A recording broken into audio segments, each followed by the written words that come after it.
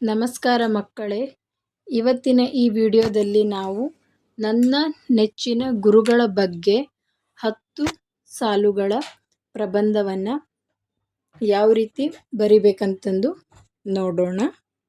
ಬನ್ನಿ ಹಾಗಾದರೆ. ನನ್ನ ನೆಚ್ಚಿನ ಗುರುಗಳ ಬಗ್ಗೆ 10 ಸಾಲುಗಳ ಪ್ರಬಂಧ.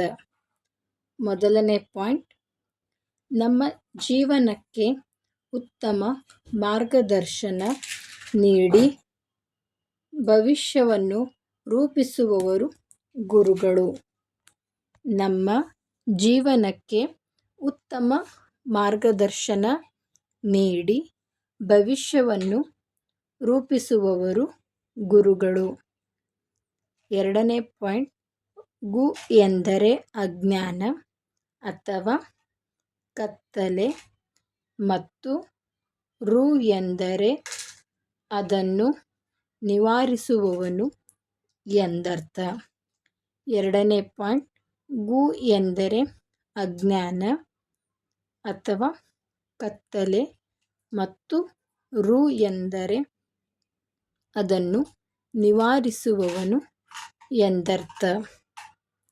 ಮೂರನೇ ಪಾಯಿಂಟ್, ನನ್ನ ನೆಚ್ಚಿನ ಗುರುಗಳು ನಮ್ಮ ಶಾಲೆಯ ಗಣಿತ ಶಿಕ್ಷಕರಾದ ಶ್ರೀ ಪಾಟೀಲ್ ಸರ್ ಅವರು. ಇಲ್ಲಿ ನೀವು ನಿಮ್ಮ ನೆಚ್ಚಿನ ಗುರುಗಳ ವಿಷಯ ಮತ್ತು ಅವರ ಹೆಸರನ್ನು ಹಾಕಬೇಕು.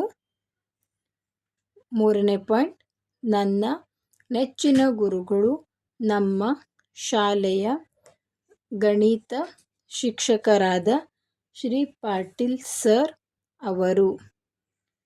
ನಾಲ್ಕನೇ ಪಾಯಿಂಟ್, ಅವರ ಬೋಧನಾ ಶೈಲಿಯು ತುಂಬ ಸರಳವಾಗಿದ್ದು ಎಲ್ಲ ವಿದ್ಯಾರ್ಥಿಗಳಿಗೆ ಸುಲಭವಾಗಿ ಅರ್ಥವಾಗುತ್ತದೆ.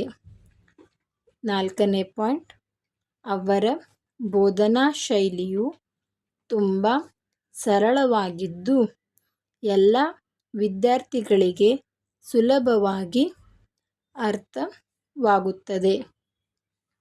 ಐದನೇ ಪಾಯಿಂಟ್, ಅವರು ನಮಗೆ ಕೇವಲ ಪಠ್ಯಪುಸ್ತಕದ ಜ್ಞಾನವಷ್ಟೇ ಅಲ್ಲದೆ ಉತ್ತಮ ನಡತೆ ಮತ್ತು ಜೀವನ ಮೌಲ್ಯಗಳನ್ನು ಕಲಿಸುತ್ತಾರೆ. ಐದನೇ ಪಾಯಿಂಟ್, ಅವರು ನಮಗೆ ಕೇವಲ ಪಠ್ಯಪುಸ್ತಕದ ಜ್ಞಾನವಷ್ಟೇ ಅಲ್ಲದೆ ಉತ್ತಮ ನಡತೆ ಮತ್ತು ಜೀವನ ಮೌಲ್ಯಗಳನ್ನು ಕಲಿಸುತ್ತಾರೆ. ಆರನೇ ಪಾಯಿಂಟ್, ತರಗತಿಯಲ್ಲಿ ಯಾವುದೇ ವಿಷಯವನ್ನು ಅನುಮಾನವಿಲ್ಲದೆ ಪ್ರೀತಿಯಿಂದ ನಗುತ್ತಾ ವಿವರಿಸುವವರು ಅವರ ವಿಶೇಷತೆ.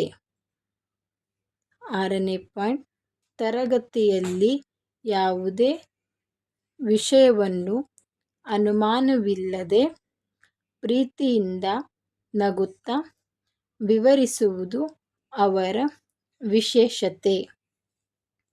ಏಳನೇ ಪಾಯಿಂಟ್, ಅವರು ಯಾವಾಗಲೂ ಸಮಯ ಪಾಲನೆಗೆ ಹೆಚ್ಚಿನ ಆದ್ಯತೆ ನೀಡುತ್ತಾರೆ ಮತ್ತು ಶಿಸ್ತಿನ ಜೀವನವನ್ನು ನಡೆಸಲು ಪ್ರೇರೇಪಿಸುತ್ತಾರೆ.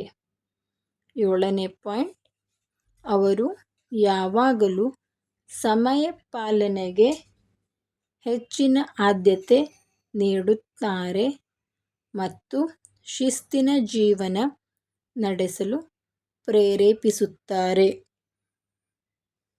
ಎಂಟನೇ ಪಾಯಿಂಟ್, ಪ್ರತಿಯೊಬ್ಬ ವಿದ್ಯಾರ್ಥಿಯ ಸಮಸ್ಯೆಗಳನ್ನು ಆಲಿಸಿ ಅವುಗಳಿಗೆ ಸರಿಯಾದ ಪರಿಹಾರವನ್ನು ಸೂಚಿಸುತ್ತಾರೆ. ಎಂಟನೇ ಪಾಯಿಂಟ್, ಪ್ರತಿಯೊಬ್ಬ ವಿದ್ಯಾರ್ಥಿಯ ಸಮಸ್ಯೆಗಳನ್ನು ಆಲಿಸಿ ಅವುಗಳಿಗೆ ಸರಿಯಾದ ಪರಿಹಾರವನ್ನು ಸೂಚಿಸುತ್ತಾರೆ.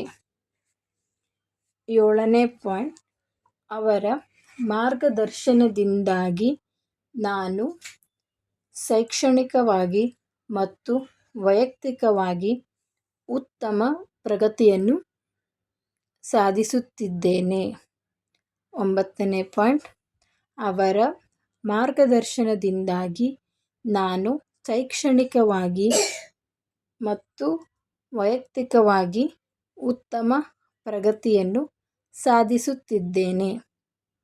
10ನೇ ಪಾಯಿಂಟ್, ವಿದ್ಯಾರ್ಥಿಗಳ ಮೇಲೆ ಅಪಾರ ಕಾಳಜಿ ಮತ್ತು ಪ್ರೀತಿಯನ್ನು ಹೊಂದಿರುವ ಇಂತಹ ಆದರ್ಶ ಗುರುಗಳು ಸಿಕ್ಕಿರುವುದು ನನ್ನ ಅದೃಷ್ಟ. 10ನೇ ಪಾಯಿಂಟ್, ವಿದ್ಯಾರ್ಥಿಗಳ ಮೇಲೆ ಅಪಾರ ಕಾಳಜಿ ಮತ್ತು ಪ್ರೀತಿಯನ್ನು ಹೊಂದಿರುವ ಇಂತಹ ಆದರ್ಶ ಗುರುಗಳು ಸಿಕ್ಕಿರುವುದು ನನ್ನ ಅದೃಷ್ಟ. ಮಕ್ಕಳೇ, ಈ ವಿಡಿಯೋ ನಿಮಗೆ ಇಷ್ಟ ಆಗ್ಯದ ಅನ್ಕೋತೀನಿ. ಇಷ್ಟ ಆಗಿತ್ತಂದ್ರೆ ಲೈಕ್ ಮಾಡಿರಿ, ಶೇರ್ ಮಾಡಿರಿ ಮತ್ತು ಸಬ್ಸ್ಕ್ರೈಬ್ ಮಾಡಿರಿ. 3ನೇ ಪಾಯಿಂಟ್ ಒಳಗೆ ನಿಮ್ಮ ನೆಚ್ಚಿನ ಗುರುಗಳ ವಿಷಯ ಮತ್ತು ಅವರ ಹೆಸರನ್ನು ಹಾಕೋದು ಮರೆಯಬೇಡಿ. ಮುಂದಿನ ವಿಡಿಯೋದಲ್ಲಿ ಮತ್ತೊಂದು ವಿಷಯದ ಬಗ್ಗೆ ಅಭ್ಯಾಸವನ್ನು ಮಾಡೋಣ. Thank you.